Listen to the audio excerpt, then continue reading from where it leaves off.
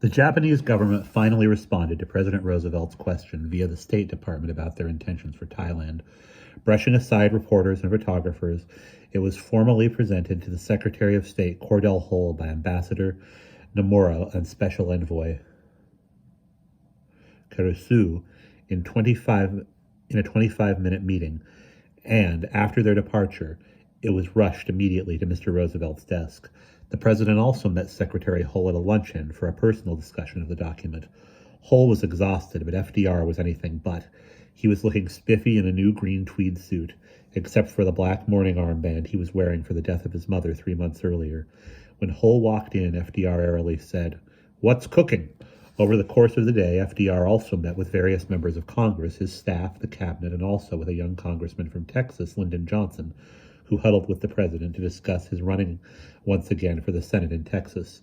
Johnson was described by the Post as the fair-haired boy of the administration. FDR later met with Hull for an hour and a half. In a long and sugary communique, Japan claimed their actions in Indochina had been because of Chinese troop movements, nothing more. The rambling text said that no measure has been taken on the part of the Japanese government that may transgress the stipulations of the Protocol of Joint Defense between Japan and Vichy France. Reference is made to your inquiry about the intention of the Japanese government with regard to the reported movements of Japanese troops in French Indochina, as Chinese troops have recently shown frequent signs of movements along the northern frontier of French Indochina, bordering on China. Japanese troops, with the object of mainly taking precautionary measures, have been reinforced to a certain extent to the northern part of French Indochina. As a natural sequence of this step, certain movements have been made among the troops stationed in the southern part of said territory. It seems that an exaggerated report has been made of these movements.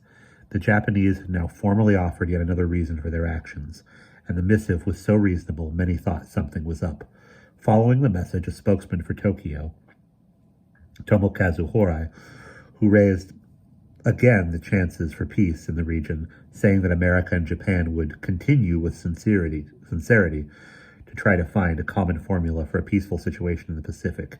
He added that the administration had misunderstood our fundamental policy and that Washington and Hull seemed to allege that we are following a policy of force and conquest and establishing military despotism. Chillingly, he concluded, if there is no sincerity, then there is no need to continue the conversations. The U.S. government had no initial response, but rumors swept Australia that America and Japan were near breaking off diplomatic relations, even as the U.S. government was attempting to allay fears that relations were in danger of immediately breaking down. Nomura tried his best, too, saying, "As far as we are concerned, we are always willing to talk. After all, we are a friendly nation."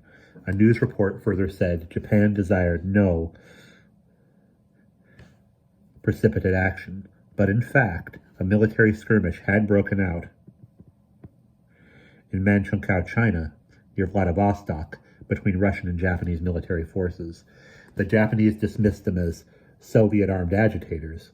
The Japanese media then reported on a second incident involving Russian troops, supposedly violating the border, and to many, it seemed a pretext, just as Hitler had done several years earlier, justifying his invasion of the Sudetenland area of Czechoslovakia. A Japanese passenger ship was dispatched from Yokohama to Panama and Los Angeles to bring home its citizens as soon as possible. Repatriation of Japanese nationals from strategic areas in and along the Pacific gained ominous pace today, amid signs of deteriorating relations with the United States and associated powers. After the polite official response from Tokyo came the unofficial response from the Japanese news agency Domai. This time, the response was more dire. In snapping tones, Japan cannot accept Hull's proposal for peace in the Pacific.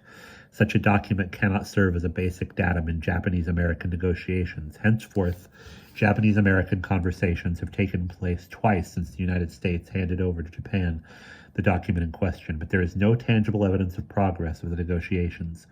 The news agency then astonishingly quoted government officials saying that Hull's unilateral disclosure of details of the negotiations had made the situation still graver. Japan was accusing Hull of leaking their statements, which they had already released publicly. Piling on, they then accused the United States of scheming to impose on Japan the provisions of old obsolete principles which are incompatible with even the actual Far Eastern conditions of bygone days. In short order, the Japanese had accused Washington of colonialism, plotting to invade Thailand, being too militant, not being militarily prepared, being too soft, being too hard, disinformation, of plotting to encircle Japan and leaking to the media. The initial move by the Japanese into French Indochina by citing a mutual defense arrangement was a charade. The Japanese had gone in because Hitler told the French to let them send in troops, but it was all cloaked in diplomatese. Hull vowed not to respond, but then did so, saying, "A gentle settlement in the Pacific still depended on Japan's acceptance of non-aggression policies outlined to the Japanese envoys last week." He also described the months of talks since April as a period of confusion arising from actions and statements at variance with the principles under discussions. In short, Hull accused the Japanese of disassembling and prevaricating. The British First Lord of the Admiralty, A.V. Alexander, offered up his 2 cents on the tickler situation in the Pacific, warning the Japanese that even at this late hour, aggression will not pay. I had hoped that wiser counsels in Japan would prevail over those who appear to be leading her people into a new war of aggression. The threat has not abated, and aggression may be imminent. In a marked change from only days prior, observers in diplomatic circles were now giving odds on the war in the Pacific, with war occurring as a huge favorite, 100-1. Only a fool would bet on peace now, or at least ignore the warning signs. Even so, there was no national will to go to war, yet some native residents of Capitol Hill believed it when administrative officials told them in confidence that war with Japan was not expected. The White House had privately told congressional kibitzers not to get too excited about the poker game with Tokyo. War was apparently not expected by the topmost authority. And we will pause there.